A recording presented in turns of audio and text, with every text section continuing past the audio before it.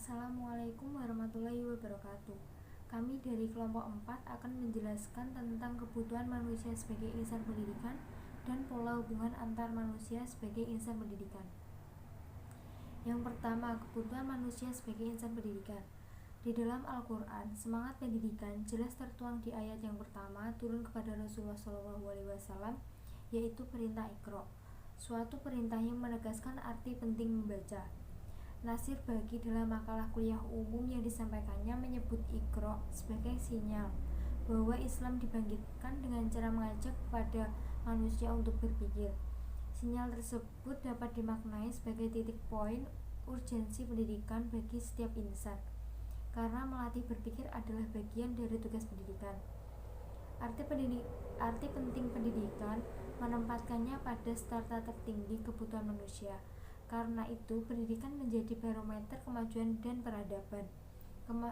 Kemajuan suatu bangsa dapat dilihat dari tingkat pendidikan bangsa tersebut.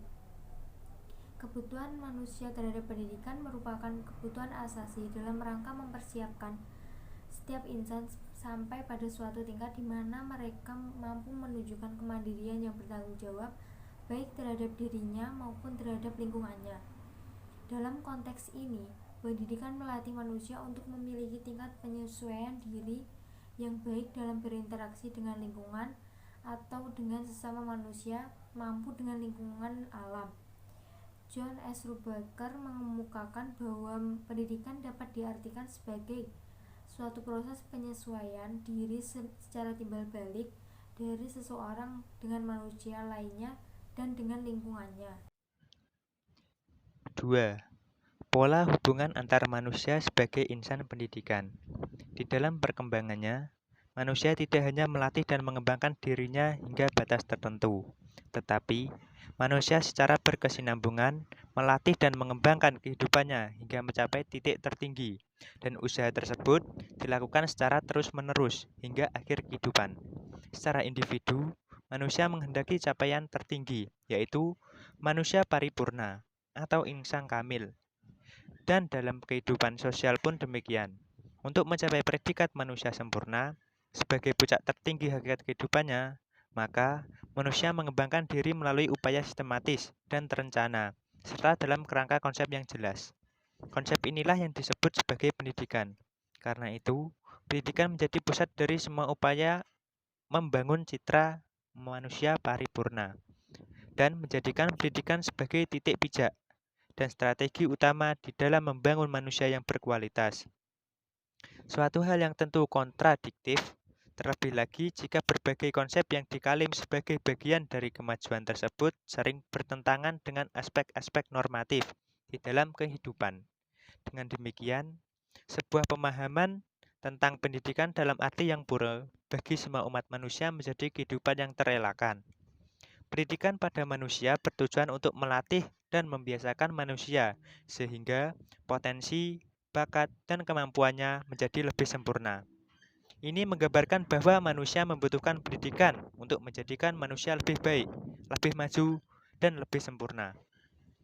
Kebutuhan manusia terhadap pendidikan merupakan kebutuhan asasi dalam rangka mempersiapkan setiap insan pada suatu tingkat di mana mereka mampu menunjukkan kemandirian yang bertanggung jawab, baik terhadap dirinya maupun terhadap lingkungannya. Dalam konteks ini, pendidikan melatih manusia untuk memiliki tingkat penyesuaian dari yang baik dalam berinteraksi dengan lingkungan, baik dengan sesama manusia maupun dengan lingkungan alam.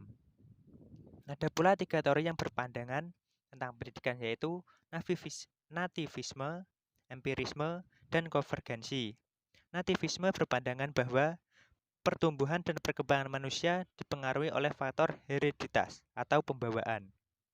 Empirisme berpendapat sebaliknya, bahwa manusia itu lahir seperti kertas putih yang kosong. Pembawaan tidak berpengaruh apapun terhadap seseorang. Yang memberi pengaruh adalah lingkungan di mana anak tersebut tumbuh dan besar. Sedangkan teori konvergensi memadukan dua aliran sebelumnya, bahwa pertumbuhan dan perkembangan manusia dipengaruhi oleh hereditas dan lingkungannya. Seperti telah dijelaskan di atas, bahwa Pendidikan merupakan anasir penting dalam kehidupan manusia yang secara substansial mempengaruhi seluruh kehidupannya. Suatu kenyataan yang membuktikan bahwa pendidikan adalah instrumen utama bagi pembangunan kehidupan umat manusia dengan berbagai hasil yang telah diraihnya.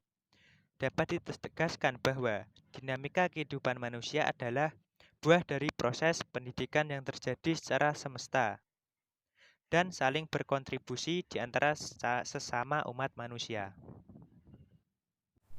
Yang ketiga, pola interaksi dalam pembelajaran. Dalam pembelajaran, interaksi pendidik dengan peserta didik terdapat model atau pola interaksi, di mana model atau pola interaksi ini terdiri dari 3 model, yaitu yang pertama, pola interaksi satu arah. Pengajaran adalah transfer pengetahuan kepada siswa. Dalam bentuk ini, guru mengajar di sekolah hanya menyuapi makanan pada anak, sementara siswa selalu menerima makanan itu tanpa memberi timbal balik, pasif dalam berpikir. Yang kedua adalah pola interaksi dua arah.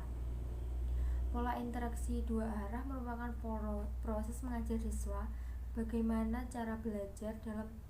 Dalam pola ini, guru hanya merupakan salah satu sumber belajar, bukan sekedar menyuapi materi kepada siswa. Pendapat ini dipengaruhi oleh perkembangan psikologi dari pengajaran modern yang menyatakan bahwa mengajar adalah melatih siswa untuk belajar. Yang ketiga adalah pola interaksi multi arah. Dalam interaksi multi arah, pengajaran adalah hubungan interaksi antara guru dan siswa, di mana interaksi bukan hanya sekedar aksi dan reaksi, melainkan adanya hubungan interaktif tiap individu.